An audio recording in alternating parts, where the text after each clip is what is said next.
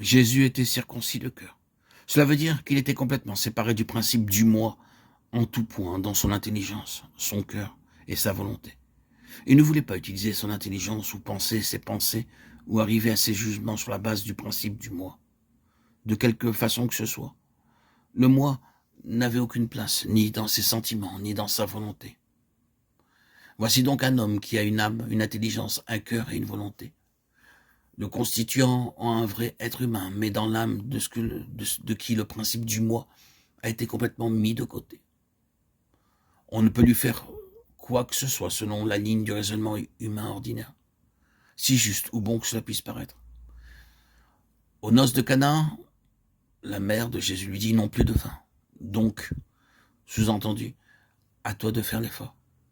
Un argument, un raisonnement fait son apparition avec le donc. Ceci et cela et quelque autre chose constituant une très bonne affaire et donc l'obligeant à intervenir, l'obligeant à réaliser le miracle. De quelque point de vue où l'on se place, ou presque cela pouvait être prouvé comme une chose qu'il devait faire, du point de vue de l'obligeance humaine, de celui de la justification de sa mission, de la confirmation de sa personne divine. Oui, vous pouvez prouver cela en partant de tout point de vue pris un à un, mais il ne se met pas en mouvement sur la base d'une pensée influencée par un genre d'argument, quel qu'il soit. La seule considération, ce qui le concerne, est la suivante. Est-ce que mon père veut cela? Et le veut-il maintenant? Et le veut-il de cette façon? Ce sont là les choses qui influencent son intelligence, son cœur et sa volonté, son âme. Jusqu'à ce qu'il soit sûr à ce sujet, rien sur cette terre ou dans ce monde, aucun argument ou appel ou événement ne le fera bouger. Car il est en train de faire quelque chose. Jésus est entièrement circoncis de cœur. C'est une expression biblique. Voyez Romains 2, 29. Et il nous faut maintenant comprendre le sens. Cela signifie que dans le cœur a eu lieu une séparation absolue entre deux choses. Si vous préférez, vous pouvez substituer le mot âme au mot cœur. C'est l'homme intérieur. Quelque chose avait été fait en lui intérieurement et il s'est tenu fermement sur ce terrain-là jusqu'à la fin. Ce fut sur ce terrain-là, sous une forme ou une autre, que dans sa vie, les batailles les plus violentes furent livrées.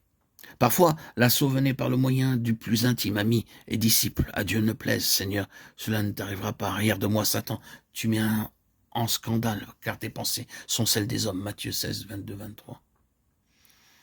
Ta perspective est celle des hommes, elle est purement et simplement au niveau des hommes. Je n'appartiens pas à ce royaume des hommes dans lequel tu te meus. D'autres hommes peuvent écouter ton argument, être influencés, persuadés, mais quant à moi, non. Et ce fut ainsi jusqu'à la fin. Il s'est tenu fermement sur ce terrain-là, celui de ce que nous contenterons d'appeler le terrain de la circoncision du cœur intérieur. Comme je l'ai dit, ce fut le point de mire de l'effort persistant de Satan. Raison, argument, quand, au pourquoi il doit ou ne doit pas faire certaines choses. C'est une question d'argument. Parfois l'argument de la nécessité absolue. Ton corps réclame du pain, sinon tu mourras. La nécessité exige que tu changes tes pierres en pain. Ainsi parlent les hommes. Mais pas le divin Fils de Dieu, pas le Fils de Dieu, pas le Fils de l'homme. Jésus a absolument répudié cet argument-là. Oui, le point de mire de toute attaque de Satan se trouve exactement là. Tenter de lui faire quelque chose, de le faire agir, se mouvoir, décider, selon les principes humains, d'être influencé par les préceptes ordinaires de la vie humaine tels que nous la connaissons. Mais il refusa, étant le point de mire de tous les efforts et attaques sataniques, cela fut le domaine de sa victoire absolue sur Satan et le monde. Le prince du monde vient, il n'a rien en moi. Jean 14, 30. Que cherchait-il? Le principe du moi. Si seulement il avait pu faire agir ce principe, si seulement il avait pu mettre ce principe en action par le moyen de l'intelligence, du cœur ou de la volonté, alors la même chose qui s'est produite avec le premier Adam aurait eu lieu avec le dernier Adam et le royaume serait de nouveau allé entre les mains du diable. Mais il a rencontré un genre d'homme différent qui ne l'a pas du tout rejoint sur cette base-là. Jésus n'a pas simplement dit « le diable vient vers moi », Satan vient vers moi. Il a dit « le prince de ce monde vient », impliquant ainsi le principe entier de ce monde, en tant que royaume de Satan, le principe du moi, du prince de ce monde. Mais il n'a rien en moi.